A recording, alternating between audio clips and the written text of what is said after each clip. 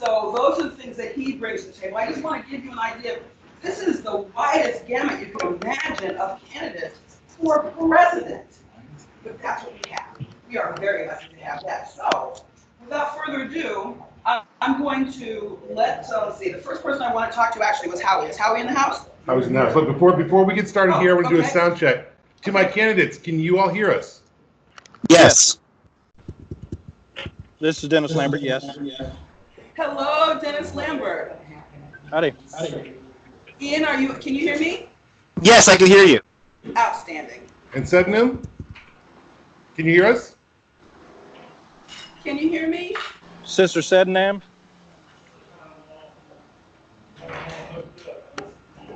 Sednam, can you hear us? Oh, saying, Hello? Pen. Sednam, we can't seem to hear you. Rehearse. Thank you. Can you hear us? Your text.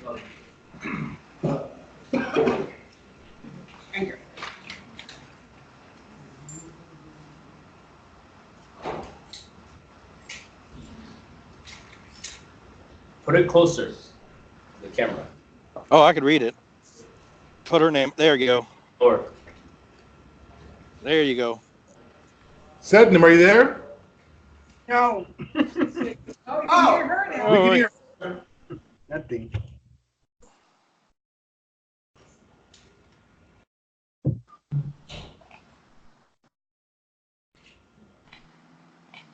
Mm.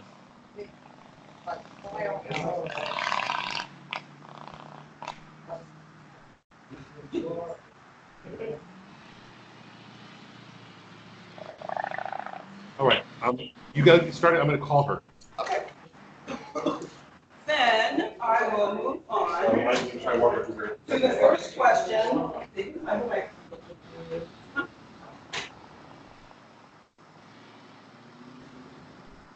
Yes. Okay. I'm looking at this one. Yes. They're showing your back. Wait, well, hello. How are you? I'm good. How are you doing? Actually, you are excellent. I have to just shake your hand as co-founder of our entire part. I had no idea. So please, I am very impressed. Yeah, well, it wouldn't be here. I mean, we had an idea, but it wouldn't be here if y'all were doing it. So, give yourself credit too. Understood. The things I mentioned, like I said, I'm so they find out who this is and what this is, because not everybody just said, "Oh, you're just a tree hugger," and I thought, well, I'm okay with that, but there's got to be more. You know, this has been going on for a long time, and so as I really got into what because this is the same question that everyone else is going to have out there as we try to bring them in. So educating myself was now I realize that's what I'm going to have to do to them in order to get them to understand it. So without further ado, I wanted to find out, there is an issue of our freedom. This is really about our freedom. The opportunity in this new era to take back our freedom at a very fundamental level and change some things. Correct? Yep. Okay. That being said, how do you intend to get there? That's what I just said. Actually. How do you intend to get this people part of that, see that this is their home? Well, the immense majority in the society is the working class. And it's multiracial. People have different experiences depending on their backgrounds, but we also have common interests. And the two capitalist party system represents the rich folks, their interests, they exploit the rest of us. And so that's the campaign I want to run. We know what we're for. We're for the Green New Deal. We're for reparations, for Medicare for all. We can argue with the details, but we know the basic direction. We also know the Democrats ain't going to give us Medicare for all. They ain't going to give us a Green New Deal. They don't know what to do with reparations. And you go right on down the list. They give more money to the Pentagon than they ask. Trump wants to go to Venezuela, and the leadership of the Democratic Party says, we're with you. So we need an alternative. The question is, how do we get power? And that's why we got to be, look, the Greens around the country, we know as activists. We show up. People they want us to know what's going on because we'll show up and help out. But what we need to do better is be organizers. What a party does that none of these single issue groups do is we bring people together, we relate the issues, and put them in a larger framework. So then we can build a broader movement. We have over 100 elected officials. You know, the Socialist Alternative saying, we got Shama Sawan in Seattle.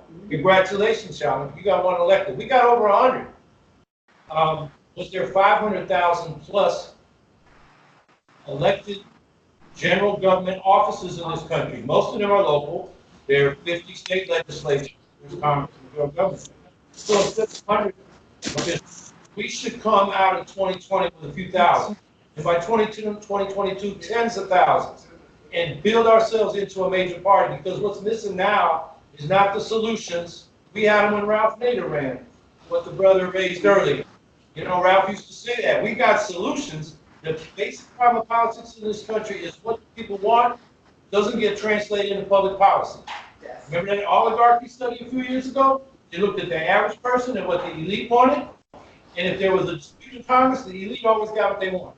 So we got to organize. That's about getting value lines. That's about building our own financial. I think you need to drop the call back. We have a national party with less staff than a poor nonprofit, you know, inner city neighborhood. We got to build up so we have staff that can support us in our organizing. So we want to, in this campaign, help people become better Anyone organized. hear me? And support local candidates. Yes. You know, I've been talking to people down in Florida to have a national campaign that's effective at the presidential level. We got to have boots on the ground, legs of the campaign. You should run for Congress again. Don't one time. Now, they made me run for Congress. I wasn't planning to run for president. You can at least get us 1 or 2 more shots, okay? So that's what we want. We need a lot of people running, talking to the voters, we're taking names, we're building our lists, and then we're keeping communication with them. So we don't just show up in election time, but they know what we're up to all the time and they can get involved. So you give me a time limit. You better stop me before I can talk. No, you're doing great. You're doing great. And oh, she's not here, so I was gonna. No, wait, we're gonna call her. And Okay. you can talk to her because we can hear her, she just can't hear us. All right. Then Dario. Is it Dario? Dario's not here. Okay, no, but Ian, I want to ask you about the future because you are, as I understand, the youngest person that is running right now. And I would like to just assume, which is wrong, but I want to assume that you have at least reached out to some of the younger groups that I know that were on your support list. So can you tell us what we can look for from these young people in terms of how they're approaching the Greens? Are they approaching the Greens? Are you having any kind of pushback from them? What's up? Sure. It's a little hard to hear you. For some reason, you were perfect before we first started, and now it's gone down quite a bit. But I'll try to respond as best I can based on what I heard. Can everyone hear me okay? Yes, you're good. Yeah. Am I better now? Okay. Well, sure. See, I really appreciate you pointing that out, and I'm so grateful to the Green Party of Florida for having me on here today via Skype. I'm calling in my campaign tour bus RV. We're heading back down to the Baltimore, D.C. area. So I've been asked to speak at a really important rally coming up. Otherwise, I'd be down there with you. My father actually lives right in Titusville, just an hour away from you all. So I'm so disappointed I can't be there in person. But I really appreciate you having me Skype in. It's really nice to see everyone there. Yeah, I'm so glad that you pointed out that, yes, I am one of the youngest candidates. I'm probably the youngest candidate running for president, period, I believe. I started this campaign when I was 33 years old. I then turned 34, which I am right now, and I'll be 35 in December, just getting under the cutoff for what a presidential candidate could be. Otherwise, you would be bounced out of the election. So I'm really proud to be representing the millennials as much as I can. You know, that is one of the biggest reasons I decided to run for office. I've already run a couple of times. I know I'm young, but I have. I've run for Congress against Dutch Ruppersberger, who's this Democrat that is completely pro-spying. He's absolutely awful. And he famously said, I got to debate him once on stage and said, you know, you called Edward Snowden a liar. And he said, no, I called him a traitor. And I at least got him to, kind of fess up to some of these like ridiculously conservative policies the Democrats are actually pushing out there. I then ran for city council in Baltimore. I came in second place in a four-way race. I was really proud to raise about $25,000. My opponent raised about $100,000, and we still did really, really well in the election, and I'm really proud of that. What I'm most proud about is the fact that after I lost that race, I looked around in Baltimore City, and I said, some of my supporters, one of them in particular, her name is Reverend Annie Chambers, and she was getting nowhere running for this seat, very important seat called a RAB delegate. It's a resident advisory board. It's a HUD position. And whoever gets this really important seat in Baltimore City and in every public housing project across the country actually gets to then represent their public housing project to the Ben Carson Trump administration down in D.C. It's really important. So myself and a bunch of other Greens, we actually went out there and made sure that she had a full, fair election. They were pulling all kinds of crazy, dirty tricks against her. They sent notices out to everyone in the development in their public housing project that the election was on a different day than they actually said it was. They put signs up pointing a different way than the voting booth. And then we found out her opponent was in the voting booth telling people to vote for them. And of course, we kicked them out of the voting booth and said we need a fair election. And so she won that election. I was wildly happy to actually have her win the election. Now she's one of the only elected Greens we currently have in office in Maryland at this time. And that little story that I give you from Baltimore, Maryland, where I'm from, is what I want to do to the Green Party throughout the country. I want to focus on communities that have been completely overlooked by the Democrats and the Republicans. I want to make sure they know that we stand for them and by them. I want to put our money out there. Ian, can you say that again? You were saying that you had a plan for helping the people that aren't normally running. What group was that you said it? Yeah, something a little weird's happening with the Skype call here. I'm getting another call at the same time. It's okay, as long as you don't. So what I was saying is that cease to be a motorcycle in another person's sleeve. Maybe they can use. What I was saying was that actually, can you hear me? I can hear you. Okay. What I was saying was that actually going into communities that are overlooked by the Democratic Party, communities of color, Native peoples, poor people, especially people in public housing, that's what we grow as a party. And the other reason that I'm running is that I also work very closely with the DSA. I've been endorsed by, there we go, I can kind of see it now. I can still hear a lot of static though. I'll keep going. Oh, no worries. Here's what we're really trying to ask you is, what is your strategy for party building in the states and your, and ballot access? That's a very interesting question.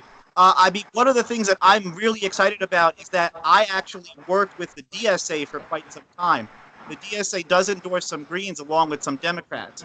And when I worked with the DSA, one of the things we saw was the more local Greens that we got elected, the more local candidates we got elected, the bigger and bigger and bigger that organization grew. And so that's exactly my strategy for the Green Party. We have got to get more Greens elected, no matter what board that is. No matter if it's someone on a water board, someone on a city council, someone on a county, someone running for dog catcher. It's incredible that it's really important that we actually get Greens elected. And then once we actually get Greens elected, that's what we do. That's how we actually build the party from there. We have to attract people with our message, but also by showing that we're going to do the work on the ground to actually get new folks out. I'm seeing the Green Party not necessarily expand, is the polite way to say it. And I'm very concerned about that. We have to make sure that we are growing this party. If we don't grow the party, we're really just talking to ourselves. And I'm very concerned. That sounds like an adequate way to describe it. However, we do appreciate that that's a strategy to look at every single solitary office and put someone in there. So to that, I'd like to ask Dennis, when you look at what our party is, we now also know that 60% of these people that are out there are looking for another party. So when we talk about really it's segmenting the market, how do you suggest that I really believe that we're going to have to speak to those people who have been disenfranchised by the other corporate parties. That's going to be a different conversation. This question is to Dennis. That's going to be a very different question. So what's your strategy going to be to deal with those people? Unfortunately, the luxury of the Democrats from the Republicans is that they always have the so-called free press to cover their campaigns, no matter what little stop they make at McDonald's to drink coffee with old folks or visiting an insulation factory. So one thing we need to do is start making bold actions in public for people to see us as candidates. Obviously, I want to encourage as many people to run as possible. Ian, I have followed Ian's last couple of races. He may not know this, but I've been on his email list for a while.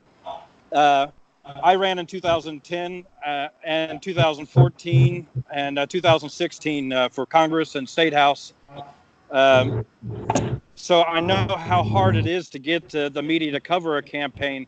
So what we really need to do is just go out there and talk to people one-on-one, no matter where they are, wherever they congregate. If it's in front of a grocery store, that's where you need to go talk to the people. If they're waiting in line at the Suboxone clinic, then you need to go talk to those people in line and say, hey, here's what the Greens stand for. We believe in Medicare for all, so you don't have to go to jail and then be on probation to get the Medicare that you need to overcome your addiction. There's other ways that we can go about it, and it begins at the ballot box. In my state, I don't know. I know in Florida, you guys, and I applaud you so much for getting that the felony overturned so much. But I see your state legislature is also trying to backpedal on that as well. But in my state, I inform everybody who has a felony that they are eligible to vote in the state of Ohio as long as they're not in jail. And they need to make sure that their voice is heard, because there's not many felons out there that are voting. There's not many poor people like myself that are out there voting. There's not many people of color out there voting, and we just need to go out and talk to people wherever they congregate. And if we can make those connections electronically and then in person, that makes it so much easier just to grease the wheels that way. But you were saying in the beginning that our mainstream media is really where we're having the most difficulty. So, absolutely.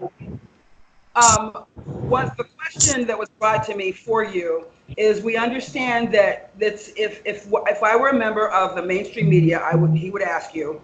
It all sounds great to make sure we have the media on our side, but how are we going to pay for it? Go ahead and answer that question, but I have another question for you that I wanted to ask first.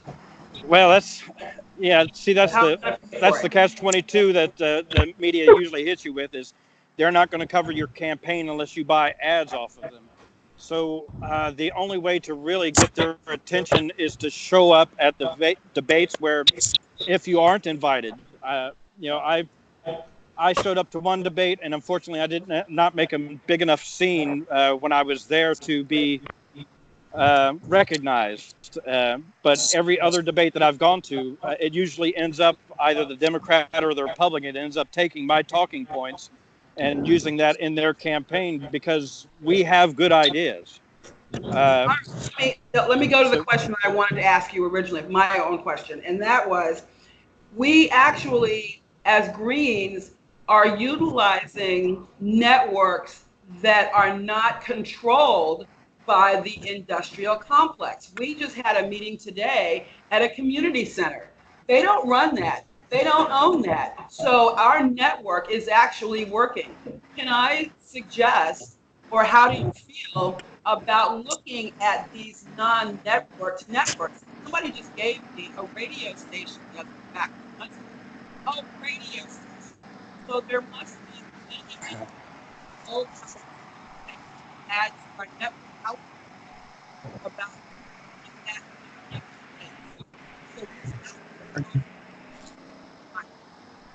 You're breaking up, but I believe you're asking about networking and working outside of our normal social networks, and absolutely, that is something we need to do. When I was on the Green Central Committee, I became a member of the Single Payer Action Network here in Ohio. It's our own Medicare for All program that we've made quite a few strides in actually getting legislation in the House and at least to committee.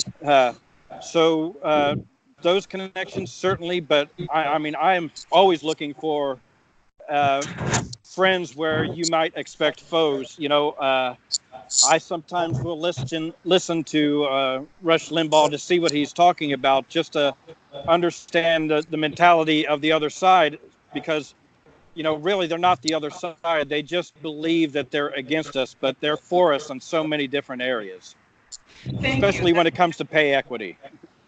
Okay, all right, thank you very much. I'm hoping that someone is taking notes on this. These are things that I really have been very interested in. For Ian, I'd like to ask you, I remember you said somewhere that you were talking about the military. Okay. About the military and how we're going to kind of back pay for all of our carbon emission limiting activities. So is it still your intention that we can utilize that money from the military to do that? I'm having a little bit of trouble hearing you. I apologize. But I think you're asking about the military being one of the largest polluters, not just in the U.S., but on the face of the planet. So, I mean, it's sort of a very easy solution, and I think the Green Party is the only one that really talks about this. If you cut the military budget, if you bring troops home, if you bring our equipment home, and actually focus that more of a peacetime effort, like a peace force, like Dennis Kucinich used to talk about, I think that you would instantly see a drastic cut in the carbon emissions that America puts off. And on top of that, you free up literally billions of dollars, probably trillions, because a lot of the military budget is unaccounted for and not responsible for them at all. And that money could be used easily to pay for what I'm calling for, which is a universal basic income. So to me, that's kind of an obvious one, and you know, comes right from my learning and thoughts on the Green Party platform. Well, that's great, because we, like I said in the very beginning, that's one of the things that makes us so diverse, is that's a piece of it that no one else has brought up. To that, I'd like to ask Sudnam, for gaining a larger population of Greens, I've heard you say that we have to be better ambassadors. Can you expound on that and tell me more about some of the social and political intersections that we need to make? Well, first of all, happy 27th anniversary, Florida. You've been doing a great job of making green important. Happy anniversary. I know that we as a national party have not made it important to put training of us as green ambassadors. Everywhere we go, we represent not only our national party, but the other 89 nations of Greens around the world. So we as green individuals have to be real clear that we represent not our individual selves, but our principles, our values, and our planet. So when we have that mindset, we have to not be so nutty. You know what I mean, Greens? Yes. Yes. Somehow, when I ran for VP in 2008, my family said to me, "You gotta straighten your hair, sister. People think y'all tree huggers." It freaked me out. But these are like progressive, educated Black folks that said that to me, their sister, who they love, that you all have an image problem. So even though we all care and love those things, first and foremost, we have to understand who we are, our anniversaries, the nations, our wins. And there's no single issue. Everything is intersected. So if we present ourselves knowledgeable about what we do know, and then ensure that we know someone else in the Green Party in the 90 nations who can address that person's issue or problem, we already got a win. Because Which brings me to, how are we going to communicate that? Because just because we know, how are we going to show it to other people? Oh, we got a system. More than 1,000 Greens have helped craft, which I emailed to all of us, Green Positioning System 2020. It's 21 clear points that we can agree on. Real simple. Ballot access in 21 points. I can't say them all, but there's a system already set up that I will send this to anyone, our campaign, so that we have a clear understanding. We can raise money so that we can do ads. We can raise money so that we can do A, B, C, and D. Look what I just started off with, your anniversary. If every Green Party presidential candidate went to every state that we celebrate an anniversary, having 5 presidential candidates show up to celebrate gives us press. It gives us press. That's one of the things we were talking about at the very, very beginning is this one. I want this to be a training center, a training session. So as everyone goes and leaves and goes home, the 5 of you, the bunch of you that are here will make us, inspire us to take these training parts and go and use them, because we really need to know what you guys have in mind for us, what tools we have. Now, this question is to Ian about your universal basic income. How does that differ from the guaranteed work at a living wage concept? Oh, that's a wonderful question. I was just talking to someone today about this. A work guarantee or a job guarantee is not the same thing as a basic income. A basic income means we give at least $1,000 a month to every single person in the country, and it's really what it would do immediately is we give money into the people of their and let them choose what they want to spend the money on. So just think about that: $1,000 a month for you to choose what you want to do. It's sort of like Social Security. Literally everyone in the country would get it. It's very different than a jobs guarantee, though, because first of all, a basic income that I'm calling for $1,000 a month is modest. It wouldn't necessarily mean everyone's going to quit their job right now, but it would definitely help you if your family's struggling with a hard time. And plus, families know what they need to spend money on. Is it groceries? Is it rent? Is it the electric bill? It's not up for the government to tell us, oh, it's definitely got to be this. The other reason that I'm calling for a basic income over a job guarantee is that not everyone can work. If you walk through a public housing project, you will see senior citizens, disabled folks, moms with new infant babies. How are these people supposed to work? And then all of a sudden, if you tell them it's a jobs guarantee, if they'll get money that way, then they got to be what we call means tested. And means tested mean they have to fill out paper after paper after paper, proving that they're actually poor enough to get the assistance. That's not the way I want this country to go. I want to make sure every single person, no matter where they are in their life, no matter what they're struggling with, whether they're in public housing, whether they're having problems, whether they're going from middle class to lower class or somewhere in between, like we all are, basically, as the middle class is shrinking, it's really important that we say, you know what's best for you and your family. Here's $1,000 a month to help make it easier. Well, thank you very much.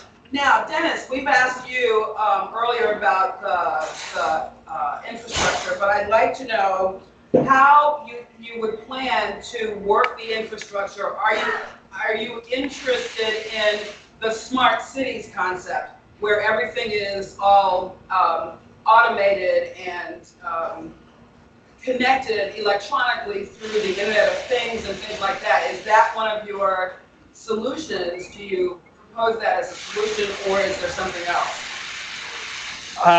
I think that's a good idea, but we certainly have to have smarter networks to begin with, as well as enclosed networks if we're going to have that type of thing, something that's, unhackable, has a totally different code than most people are used to dealing with. I'm not a cybersecurity expert. I was trained in how to repair computers back in the early mid-90s, so my tech stuff is not up to snuff as, I don't have my nerd pedigree up. But I do know that if we do go to a smart city, we have to have it in an enclosed network with limited access. That way we don't have, like we have now, where China and Russia are in our power grid right now and can control us, shut us down at any second that we think about it. My concept of a renewable infrastructure building is more about having generated electricity in the cities and used for the cities. If you look behind me, there's the Ohio River and Ironton, Ohio. I don't know if you know this, but there's about 28 dams on the Ohio River. The government spends more money regulating river traffic. Out of those 28 dams, only 14 generate electricity, and only 5 of them generate electricity for more than just the dams and locks that they operate. And we have, I forget, 192 miles of Ohio River that we can generate electricity off of there. In Florida, you got coastal tides as well as, sun. Why else does anybody go to Florida except for sun and Disneyland and escaping child support? But we have lots of resources around us that we could use to actually generate jobs in a local economy, generating electricity for local governments and local people, and having a smarter grid that way. That we don't have the whole eastern seaboard knocked down from one hurricane, or half the state of Texas go out, or suffer another embarrassment of the Super Bowl going black. No, not gonna have that. No. Thank you very much. I appreciate that, Dennis.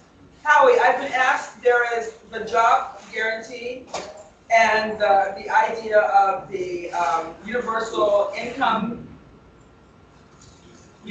basic income. Yes? Can you, like I said, I'm a newbie. Can you explain that better to me? I couldn't understand it when I read it. I'm for both. Okay. I'm for both, like the March on Washington in 1963 for jobs and freedom. Yes. Freedom Budget, Poor People's Campaign was for both.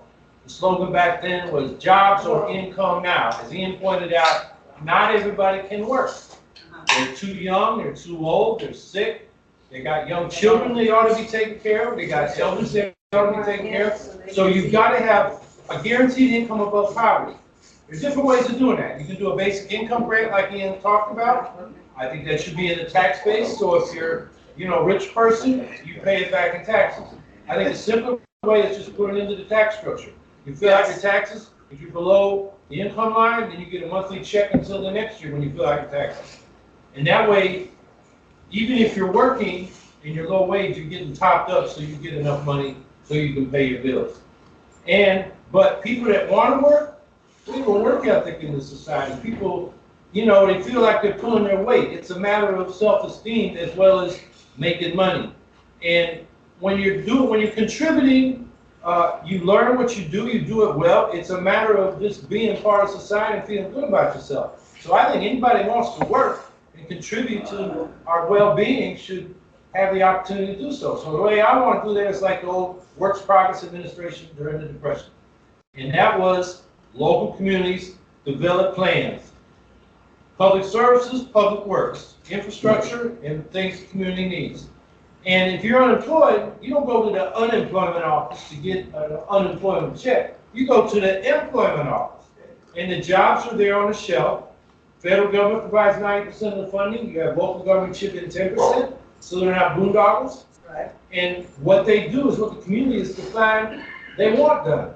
Whether it's more supervision in the park for the kids, more better pay for the child care workers and the pre-K people, or for the elder program, or to get those sewers fixed that are backing up into your basement. Whatever it is, the community decides, and if people want to work, they should help us meet those needs. But can we do that at $9 an hour, or were we going to have to go to the living wage of at least 15? 20. I'm for a living wage, I agree. minimum wage of $20 an hour, indexed to inflation and productivity.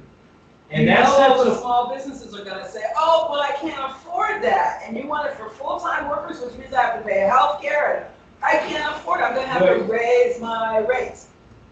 How do we yeah, answer some of that we have from consumers, some of that will come out of the owner's draw on the business.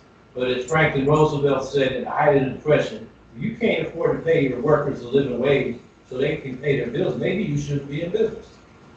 And when people are wage laborers, when people got free from slavery, they didn't want to go back on a plantation and work for a wage. They called that wage slavery. They said, I want 40 acres of mill. I want to work for myself. And some of them formed cooperatives. At Davis Bend in Mississippi, where, old man Jefferson Davis' brother had the plantation during the Civil War. After he mortgaged it to former slaves there who organized a cooperative farm. And if it wasn't for the fact that the Reconstruction government was overthrown by violence, not an election, or at least an election where everybody could vote, that colony was doing well economically, it just got destroyed. So what I'm saying is, we gotta set up a system where people are working for themselves, either in small businesses for themselves, or in larger businesses collectively through cooperatives. Which brings me how well, you must have been reading my notes.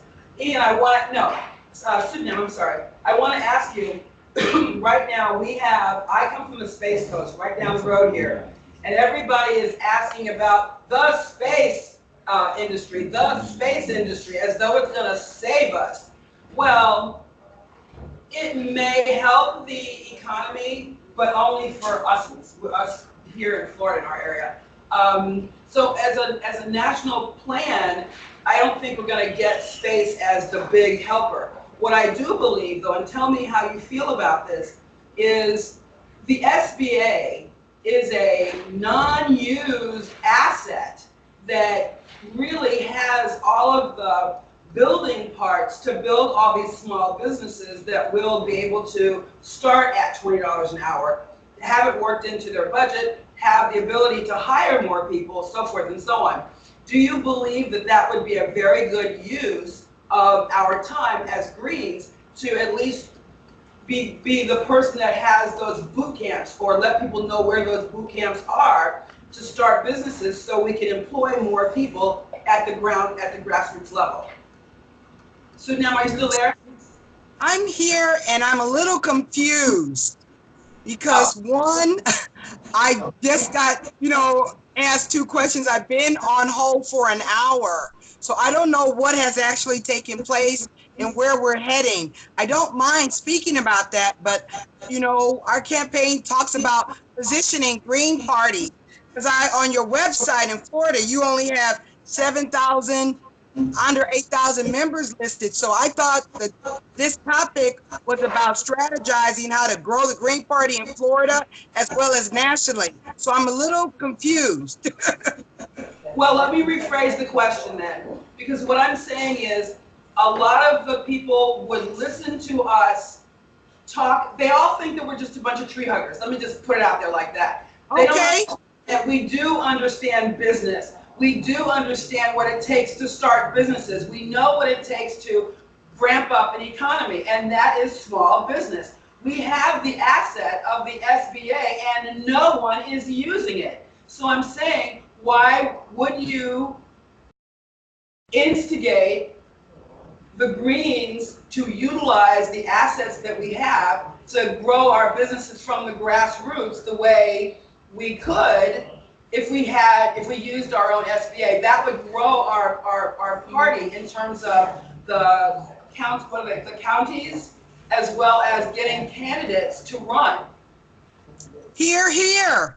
If the green positioning system was listed, number 19 says Green Party nonprofit business model canvas. You're speaking to the co-founder of the vine and wine industry of Ghana. So I'm a business person. I believe in cooperatives. I believe in small business, and the Green Party has to look at itself long-term as a sort of business. We're in the business of saving the planet. So we need to understand that was an excellent suggestion. I'm in full support of it. But like in business, you have to know what your foundation is. You got to know what your target in the business model canvas. They have 9 different sections. So we have to organize ourselves strategically and tactically. We have to win votes. Those are our customers. So that is a part of what our campaign has been focusing on. Green Party positioning system. 19, Green Party business model canvas. So all those things are in place. So let's all agree on the points, like you mentioned, that we can all move forward together on. Green Party positioning system. I believe in our campaign, we're believing system change, not a new deal. So we come with a whole class of understanding about economics that benefits the earth, the planet, plants, and citizens. No, that's our whole problem, is that I'm not a business, well, I happen to be personally a business person, but My neighbor isn't. She's a person who does dog walking, and she doesn't think that she knows enough, so she's not going to come over here to the Green Party because, well, she doesn't know how to do whatever she thinks that people need to do. What I'm saying is, in addition for us looking at ourselves as a business, we also have to be an asset to show other people that we get business. In order to grow the economy, we know that it's gonna, when Howie was talking about what we're gonna do with the deal is to have the jobs. If we continue what we're doing, it's gonna be, thank you, it's gonna be using the same industrial complex that we've always used. We as Greens have to build a new one, and that's gonna require us showing people that you can control your own outcome by starting your own companies. Wouldn't you agree that that's part of our mission is to do that?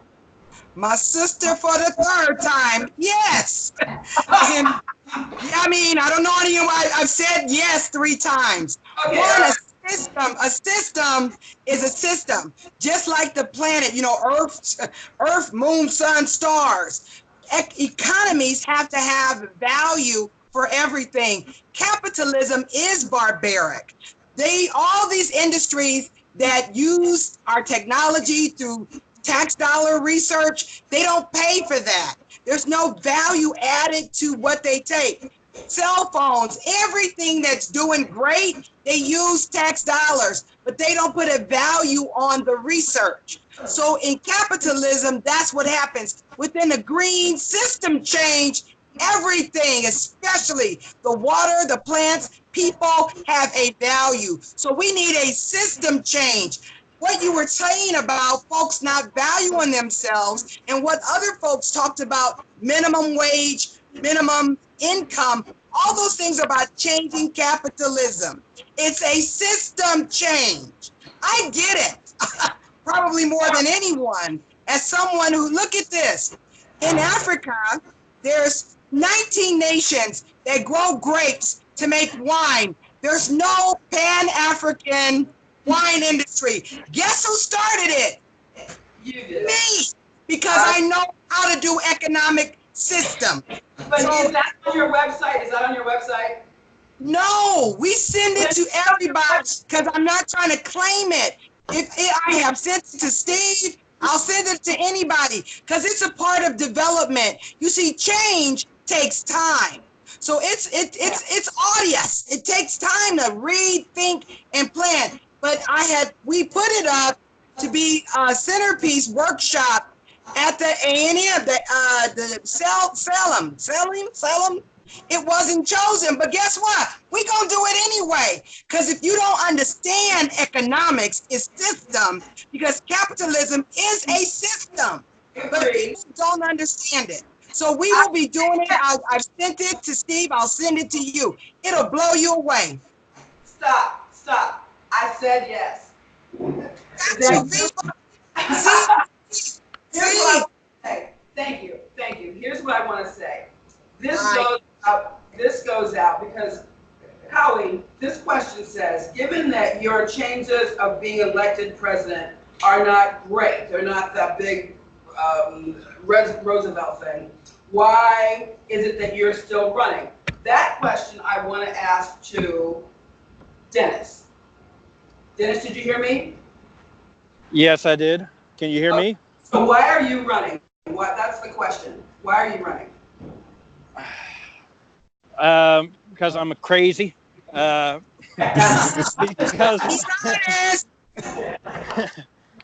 Because there's not enough representation, honestly, of the people who I want to represent, and that is poor people, minorities, veterans, people who are underrepresented everywhere. That's why I run every time. I may not be the face of the people who I represent, but I can at least, bring their message to the forefront and do everything I can to make sure that their voices are represented, not only in their specific issues, but in economic issues and healthcare issues, So what you really saying? beyond the civil rights issues, and we really need to keep working on those civil rights issues, as far as, or as close as Martin Luther King thought he was to the mountaintop. I think we're further away now than we've ever been. And I would wish that we could come together and realize that, we're all of one skin. It doesn't matter what the tone is, but, we are all of our bodies work basically the same. And we need to recognize our sameness and ignore the differences and realize that the benefit for you is the same benefit for me if we're working together. Thank you for that.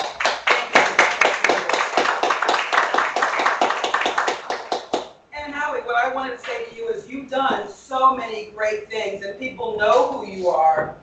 Granted, we don't believe as a party about a presumptive candidate. However, you have seen many successes in rallying the people. When you're looking at us here representing our different counties, there's got to be something that you'd like to say to us about what it takes, the grit that it takes to continue the fight and to mobilize and to, like Jill Stein said, it's not mobilization time anymore, baby. It's all about organizing. And you've obviously been very organized. So what can you impart to us?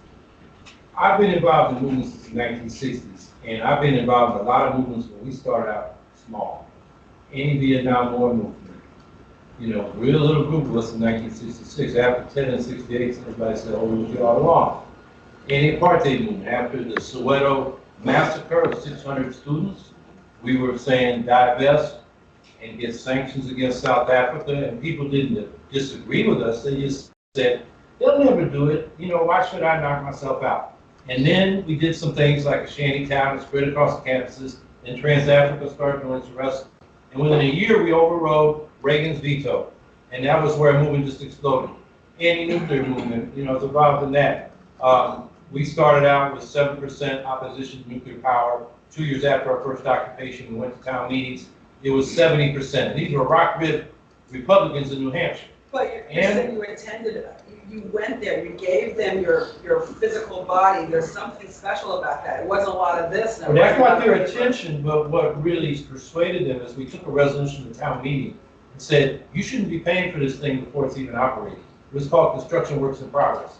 And very conservative people said, you crazy hippies are right. I don't want to pay for this. We don't even know it's going to work. And the way they regulated power companies back then is you don't pay for the plant until it's up and operating. And that persuaded people, and we had some other issues, like they're drawing down the water table around the nuke because it needed so much water for construction. Most recently, we stopped fracking in New York State. Yes. Now we're trying to get that. I have to tell you, of all the things I've been involved in, that's the most surprising win to me. Because all the Wall Street, all the Democrats, all the Republicans, Saudi Arabia, China, Europe, they called it the shale play. It was going to be the big money maker. The Obama administration all behind it. And we beat them. So I guess what I want to tell people is, even when people are coming out with you, a lot of them are already persuaded. And some of them have been persuaded they don't even know it themselves. It's kind of the back of their mind. It's like the climate deniers, right? They don't know the science, and they hear the scientists, but Rush Limbaugh or some crazy person telling them it's a hoax, or Donald Trump, it's a Chinese hoax. And in the back of their mind, they're saying, it's probably not true. It is a hoax. It's probably real. And then it's partly just the people around them. And then suddenly, public opinion flips. So what I'm saying is, you're winning even though you seem like you're a small group. And the other thing I'll say is another victory. You're talking about small business administration and co-ops. We got a bill passed. It was Senator from New York, Kirsten Gillibrand, that we went to. Member of my local, he's a small business administration business specialist, and he lobbied for it, helped write it. And what it does is provide $500,000 for employee-owned businesses. So now we're using that money to organize worker co-ops in upstate New York. That money's available to you here in Florida. So yes, we're going to build co-ops. We've already got a little money from the feds. It's got to be on a much bigger scale for sure. So the other thing I'd say is, as I said earlier, as a party, all the issues, we got to help the movements, be their voice, help them relate to each other, help them overcome their differences, and be organizers, not just actors. Thank you very much. Yes. All right, we're coming to the end of time here. So what I'd like to do is, how is an attendance here at our AMM? And has had a chance to speak to us, for most of the day. So I'd like to give each of the candidates who's Skyping in Yes. the last word, a minute each, Okay. on whatever subject they'd like. So if you can just choose. Howie's has had a chance. I want to give them a chance to catch up a little bit in their messaging with what we know about them. So if you can just choose an order for the three of them, and we will. Yes, I would like to hear from Dennis first, please. A question that you would like to answer to us on your favorite topic, because I want to give you a chance to bring your own message out, please. Oh, okay. You have a question? No, it's your question. What would you like to talk about? You've got 1 minute to give me your favorite story. War stories are best. Well, I recently got fired from a job that I've done for almost 6 years, but I'm very happy for it because I know I've made a wonderful impact. In December 2017, a Marine Corps veteran came to me and said he wanted to become a yoga instructor. And I said, well, that's quite a different change of pace. He said, well, I've been going through treatment at the VA, and they offered us yoga as alternative treatment. And I found it really useful for my PTSD, for my alcoholism, and a lot of different issues. And I really want to do this. So I said, well, let's work on that. And after finding a school and reaching out to them, and they granted him a scholarship, my company managed to pitch in another $300, and he had to pay about $300 himself. But last month, he just completed his nationally certified yoga instructor. I mean, I'm so happy that he was able to do that for himself, but not only that he wants to do it for himself, but he wants to spread his love of yoga with other veterans so that they can overcome their issues with addiction and PTSD. I know that's probably more than a minute. I talk too much. That's how it's supposed to be. People helping people. Sunam, what is your last comment to us to help us become better, bigger? Better is a much better word, actually. I believe we, as Americans, have to get involved with a couple of things. One is asking questions about who we want to be at 300. No one asked us from the beginning, who do we want to be as Americans? The other thing, as a party, we're a majority European DNA party, American. We have to talk about ending white privilege. We've made green important. Let's make ending white privilege a major part of our platform. The other thing is debate. Let's come up with a logical, solid connection to debate so that our party raises the bar for our nation with debating each other about ideas, so people can feel comfortable asking us questions. That what we did today was talk about it, but we didn't debate. There's three things I heard that I can point other directions to, but we have to learn to debate together. My last point is diversity. America is turning brown. Our party has to come up with a way, and that will be my legacy, creating an institute for folks of color to learn to lead a green nation. That sounds appropriate. Ian, you have a last minute of, thank you very much. Ian, you have the last minute. Can you give me your favorite war story or a minute of what you'd like to message to the people? Sure. Yeah. I just want. I'll just start by saying thank you again, Green Party Florida, for having me Skype in today. This has been wonderful. I think for me it comes down to empowerment. I really want to make sure that everyone across the country, especially those folks that have been left behind by the two major parties, feel like the Green Party is there for them. Feel like it's a tool that they could use and that we represent them. But more than that, we're willing to actually go into their communities, wherever these communities are, and actually help them win the battles that they want to wage. It's not about us telling them what to do. It's about us listening to them and then assisting them. That's so very, very important. That's why, for me personally, I'm very excited to keep expanding the Green Party amongst public housing tenants, amongst people of color, amongst poor people. I feel like that's really the direction we need to go. And my message to millennials is that we are so much closer to being lower income and poor ourselves. We need these institutions desperately. We need public housing to be expanded and safe. We need a basic income. We need universal health care. We all know that we may not have a planet if we don't actually change systemically what's going on this planet. But we also know that, especially millennials, that our financial security is out the window. It's gone. It's done. It's not the same as our parents at all. And, I'm really proud. I'm so honored to be here amongst the elders of the party. I really am like how I've also been proud to be at the new fights that the new poor people's campaign. Reverend Chambers and myself are one of the few actual politicians that actually got to stand up at the very front with Reverend Barber and Reverend Jesse Jackson. Then I got to meet Reverend Jesse Jackson again with Code Pink and Medea Benjamin at the Venezuelan embassy protest.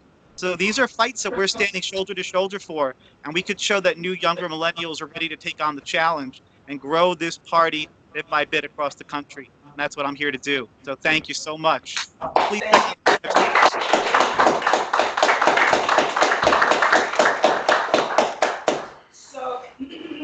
So in wrapping up our evening, I would like to say to our candidates, thank you very much for giving us a portal into your vision, into your strategies, into your mission of how you would be president and how you would encourage us to put our powers together and put our plans together for growing our party. So for you, thank you very much for all of that.